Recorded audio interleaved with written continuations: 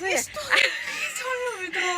तिमीलाई चाहिँ अहिलेसम्म पनि मैले केही गिफ्ट दिएको नि छैन हैन तिम्रो लागि चाहिँ मैले 3 महिनाको टिकटकबाट आएको इन्कमले चाहिँ मैले तिमीलाई सरप्राइज गिफ्ट लिएर आएको छु हैन यो चाहिँ तिम्रो लागि हो यो गिफ्ट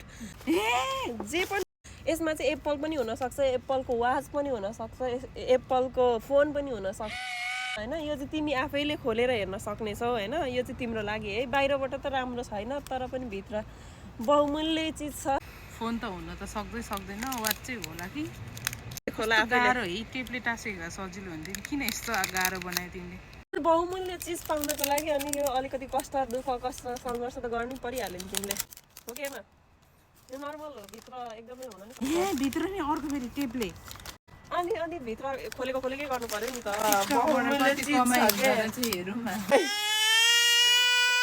अब आइपुग्न लाग्यो है आइपुग्न लाग्यो भएर हाततिर यत्रो धेरै ऱ्याप चाहिँ किन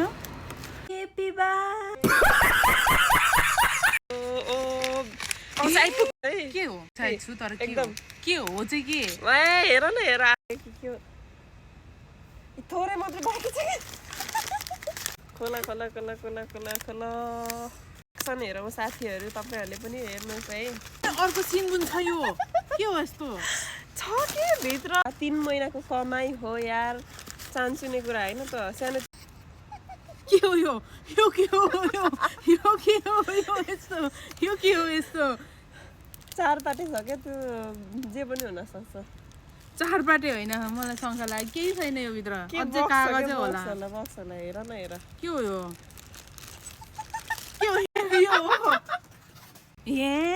बिच यत्रो जाडोमा यो खोला र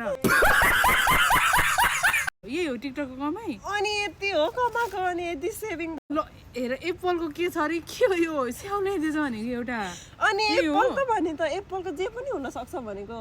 मलाई चाहिँ हुनुपर्छ है अब मेरो बर्थडे नै आउन आँटेछ पर्छ केही न केही त हुनुपर्छ यत्रो गोमी फोराएर यत्रो धेरै गरेर है यो एप्पलले अब चित्त बुझाऊ अहिलेलाई होइन पछि धनी भएपछि कमाउने भएपछि टन्नै पैसा कमायो भने दिउँला नभए अब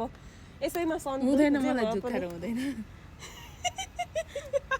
अति गरेको के रुन चाहिँ नरु हो पछि म जे भए पनि के भन्छ कमाउने भए पनि दिन्छु है